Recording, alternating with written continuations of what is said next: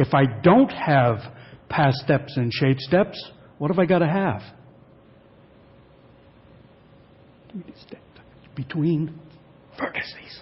I got to have vertices. If I don't have the steps in between, I got to have the vertices to show the curvature. So if I come back to my original spline and I go in here to modify again, and I go to segment level. Now, you're not going to be able to see this happen, but you can see that I have selected my segment. Let me see if I can zoom in. So there we go. Again, that's the graphics card that's doing that. You can see where the pivot point is here. It's in the center of the bounding box of the segment that I have selected.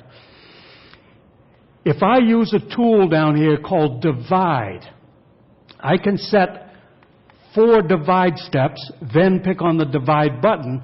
That adds the curvature in that spot. I'm not sure. Oh, I see. Yeah, this is showing all edges, all triangular edges. It is a clean mesh. It just doesn't, we don't normally see that stuff. So that has put the curvature back in locally.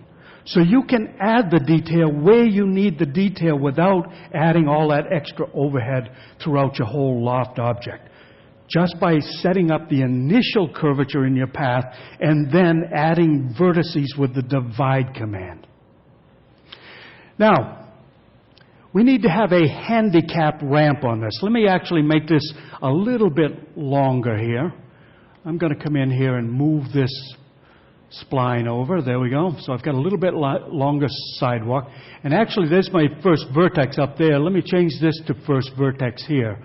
Let me go in and right-click on it and make first. There we go. Now the loft just goes the other way, so I can start 0% here. What I have to do is get the handicap sidewalk in here. So the handicap sidewalk is going to have a bit of a different profile. So let me clone this over. Let me go in and modify this. I'm going to make it a copy because I need to make changes to it. And I'm going to change it so that I have an extra vertex up here. Let me divide by 1. Then go to vertex level. I'm going to take all the curvature out of those. I don't need any curve in there at all. And set it all to corner type. And I'm just going to drag this vertex down a little bit. Drag this vertex down a little bit. That is where the handicap ramp profile is. In the middle of the handicap ramp, I'm going to have that sort of a ramp. Here's the profile that we have on there now. So what I'm going to do is I'm going to say on this loft object, I'm going to come out a ways. Let's go out to 25% of the way along the path. That brings me out here. This is where the handicap ramp is going to be. And if I go in here and say Get Shape, pick on the handicap ramp, does that give me what I want? No. Number one, it's a little hard to see. So let me go to Surface Parameters and turn Smoothing off. It did exactly what I told it to, however. It starts out as a rectangular cross-section at 0% of the way along the path. Then at 25% of the way along the path, it transfers down to this clipped shape and continues along the rest of the way. Well, that's not what I want. That's not what I want. I want to hold the rectangular cross-section out to this point. So what I do is I come in here, and while I'm at that 25% of the way along the path, I go to Get Shape and pick on the original shape again. So now I've got the rectangle twice. I've got it at the beginning, and I've got it at 25%. Then I'm going to go out to 30%. I'm going to go to Get Shape, and I'm going to get this new cross profile. Now I'm controlling where that transition takes place. I hold my original cross-section as far as I want it, then let it transition down only in that short span that I need to have it transition down in. Same sort of a process. I want to hold the handicap ramp for another 5%. So I'm going to go up here, let's go 10%, I guess. Let's go to 40% of the way along the path. I'll do a Get Shape, and I'll pick on the handicap portion again. Again, that's going to hold the handicap from here to here. Now I go another 5%, 45%. Do my Get Shape, and back to the original rectangle. Now I've got my handicap portion in there exactly where I want it. So you very often have to use the same shape a number of times to hold the distance that you want any particular cross-section to be. Okay? And the beauty is the instance is still there, so if I wanted to make the sidewalk a little bit wider, that's not a big deal. I can come back here and say vertex mode. Let's move these over a little bit. Oh, is that a big deal? Well, I have to do the same thing to this cross-section. You see right here now, it's done exactly what I've told it to.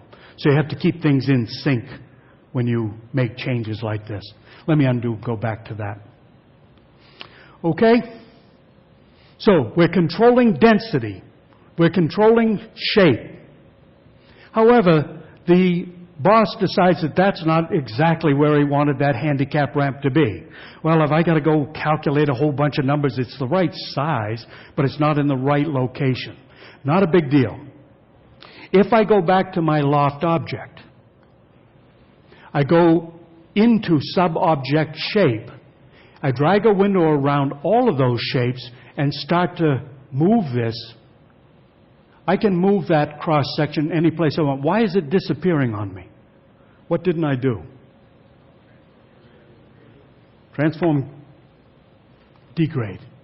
Let me go back, let me go back in here. Whoop, get out of there. Let me go back in here and turn transform, degrade off. And then, again, you'll be able to see exactly what's happening.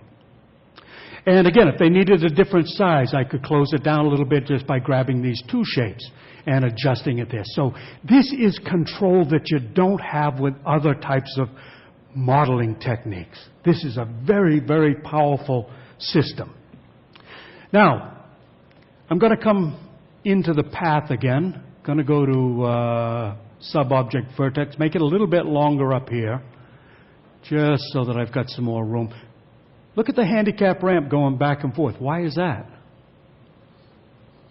Because it's set on percentage of the length of the path.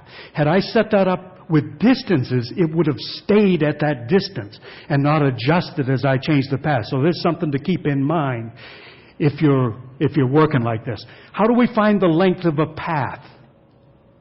How long is that path? Yeah, exactly. We have the path selected. We go into Utilities panel, Measure, and right here it gives me the total length of that path, curve included. So I can base my distances on that overall length and work pretty well. But again, let me show you a little bit of the functionality here again that I didn't finish up.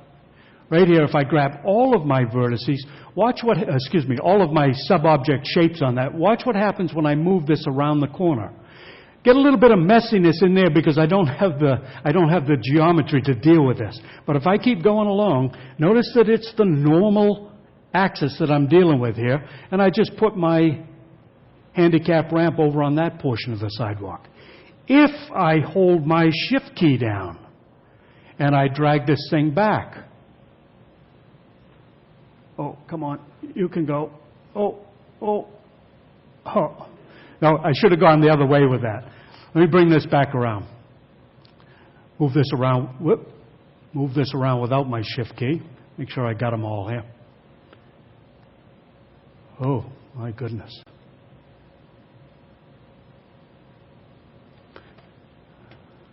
I'm messing something up here drastically, aren't I? You know what I did? I shifted and did make a change to the thing. There we go. So let me drag this over here a little bit. I won't go around the corner on this one. Shift key down, drag, and nothing happens. Really don't know what I'm doing different here than I do any other time I do this. You can clone your shapes. Something inherent in some of the editing that I've done that I fouled it up. But generally, no smoke and mirrors? Well, a little bit of smoke, a little bit of mirrors. It does work most of the time. But I'm not going to dwell on this part of the process. Okay? We're looking half an hour to go, right? Is that a fact? Okay.